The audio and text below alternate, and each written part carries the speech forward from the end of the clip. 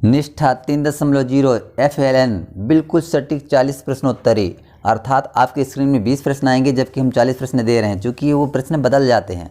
Module core या course 9 है, ये सभी राज्यों के लिए है और मॉड्यूल का नाम है बुनियादी संख्यात्मकता।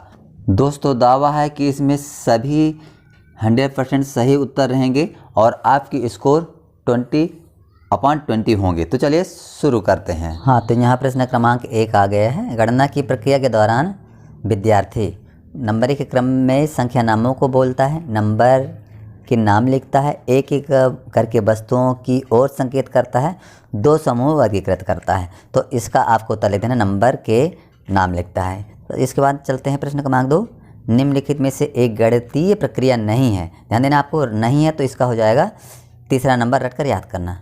प्रश्न क्रमांक 3 में चल रहे हैं वह प्रक्रिया जिसके द्वारा व्यक्तियों के बीच गणितीय प्रतीकों, संकेतों, आरेखों, आलेखों के माध्यम से सूचनाओं का आदान प्रदान किया जाता है के रूप में जाना जाता है। तो यहाँ पर है गणितीय संचार। दोस्तों नमस्कार, welcome to our YouTube channel Technical Ram से। वीडियो को लाइक, शेयर, कमेंट और चैनल को जरूर सब्सक्राइब कीजिए। ध्यान दीजिएगा, यह क्रम आपके मोबाइल में आपकी निष्ठा दौरान, कोर्स के दौरान अलग क्रम में हो सकता है और यहाँ के जो उत्तर हैं ये भी आगे पीछे क्रम में हो सकते हैं।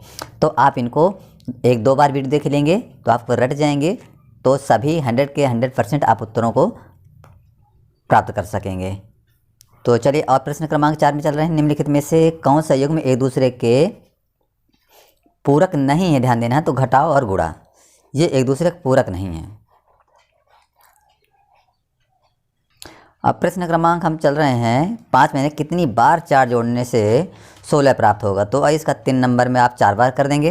प्रश्न क्रमांक 6, एक संग्रह की कार्डिनेटली को तुरंत समझने की क्षमता आमतौर पर बिना गिनती की 4 या 5 से अधिक नहीं को कहा जा सकता है। तो आपको यहाँ उत्तर हो जाएगा सुबिटिजेशन।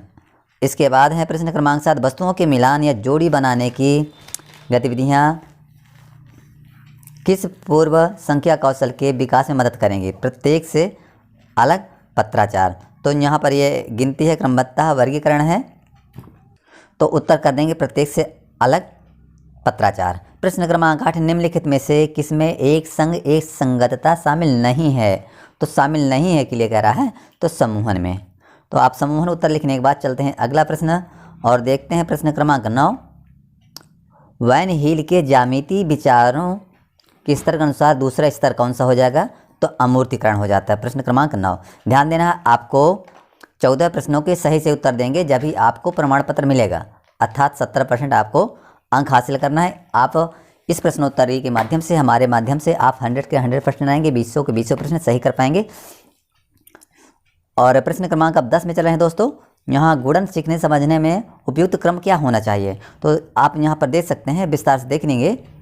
तो इसके बाद यहाँ आपको कर देना है 3 उत्तर। ध्यान दीजिएगा, आपको लेना है और जहाँ ये जो थोड़ा सा गहरे रंग का देते हैं ये भी उत्तर है और नीचे भी लिखा जा रहा है उत्तर।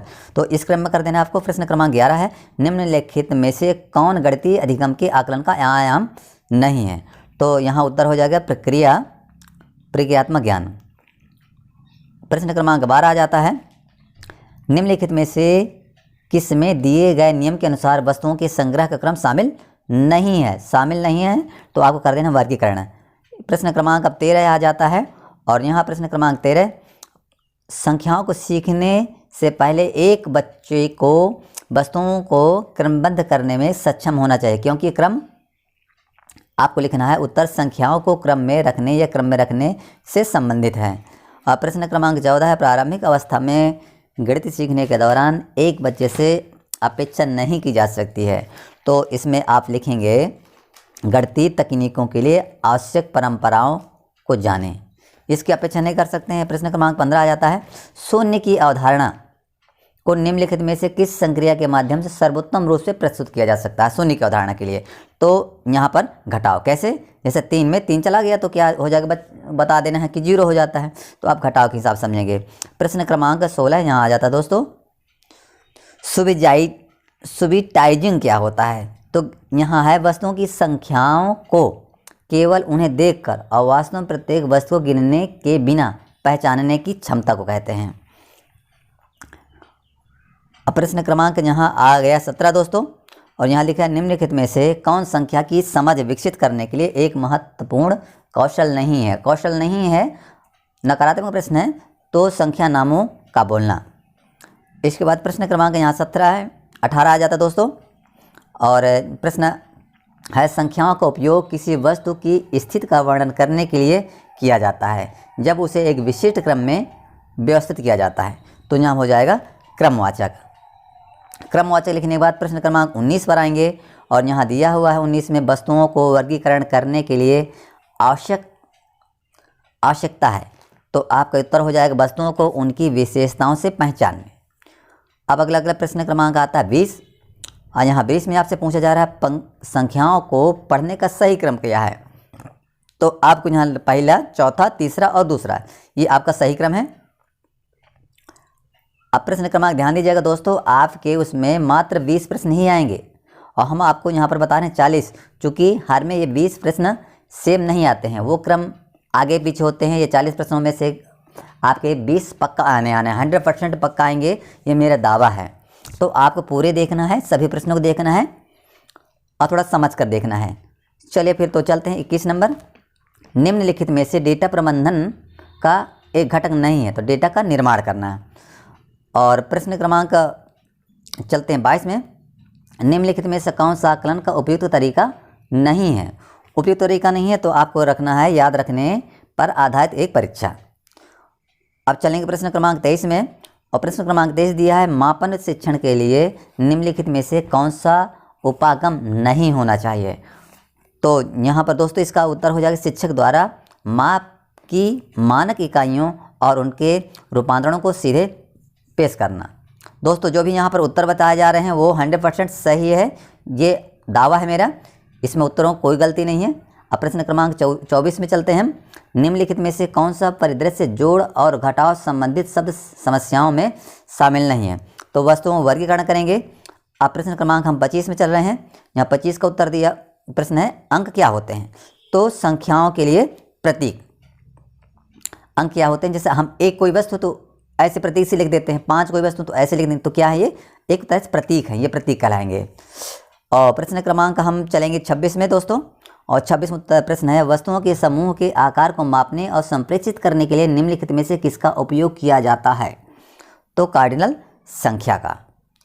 26 का उत्तर के लिखने के बाद प्रश्न क्रमांक हम 27 पे आ रहे हैं। सीमा के पास 12 गुलाब हैं, फिजा के पास 15 गुलाब हैं, किसके पास ज़्यादा हैं और कितने से। उपयुक्त शब्द में समस्या में किस घटाव संदर्भ का प्रयोग किया जाता है। वैसे घटाने को तो आप घटा लेंगे, लेकिन किस, तो आपको यहाँ पर तुलना करेंगे कि भाई किसके ज़्यादा किसके कम है, तो आप यहाँ तुलना करके तो आपको तुलना लिख देंगे। प्रश्न क्रमांक यहाँ अब 28 आ गया है स्क्रीन में।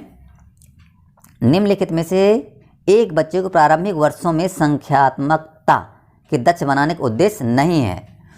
तो यहाँ उन्हें तेज़ी से गणना करने में मदद करता है। इसका उत्तर लिखने के बाद प्रश्न क्रमांक 19 में चलेंगे और प्रश्न क्रमांक 19 यहाँ आ जाता है। यदि छात्र विभिन्न त्रिभुजों के गुणों को नाम बता सकते हैं कि ये त्रिभुज ऐसा है नाम, लेकिन अभी तक उनके बीच संबंध नहीं देख पा रहे हैं, तो वे वेन हिल ज्यामिति सोच मॉडल के किस चरण में हैं। तो ये किस चरण में हो जाएगा, आपका विश्लेषण में कर देंगे। इसके बाद प्रश्न क्रमांक 30 है प्रश्न क्रमांक। पूर्वशाली शिक्षकों को निम्नलिखित में से किससे बचना चाहिए।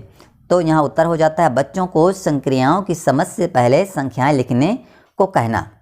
बच्चों को संक्रियाओं की समझ से पहले उनको संख्या लिखने को कहना। इसका उत्तर लिखने के बाद प्रश्न क्रमांक हम 31 में आ रहे हैं और यहाँ दिया निम्नलिखित में से कौन सत्य नहीं है। नहीं है तो आप हो जाए सभी आयत वर्ग होते हैं। तो आप इसको लिखने के बाद प्रश्न क्रमांक हम 32 में आते हैं और 32 प्रश्न दिया निम्नलिखित में से कौन सा गुणन सीखने का सबसे महत्वपूर्ण पहलू है। तो आपको गुणन को कितनी बार जोड़ने के रूप में समझना। ये उत्तर लिखने के बाद प्रश्न क्रमांक 33 में आते हैं। निम्नलिखित में से कौन सा बुनियादी संख्यात्मकता का घटक नहीं है। तो आपको संख्या के नाम याद करना। प्रश्न क्रमांक 34 निम्नलिखित में से कौन सा पूर्व संख्या कौशल नहीं है। तो अंक जानना।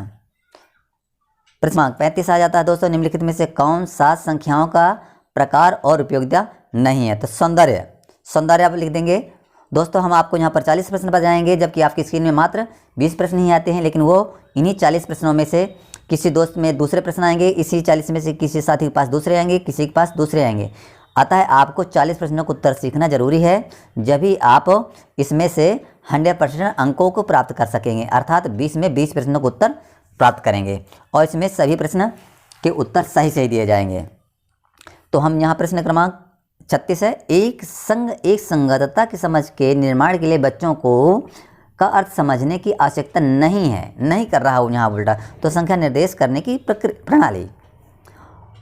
प्रश्न क्रमांक यहाँ 37 है, कब कहा जाता है कि एक बच्चे ने आकार और स्थान की समझ हासिल नहीं की है? तो जब बच्चा बिना समझे घन, घनाभ, गोल आदि आकृतियों के नाम रटता है।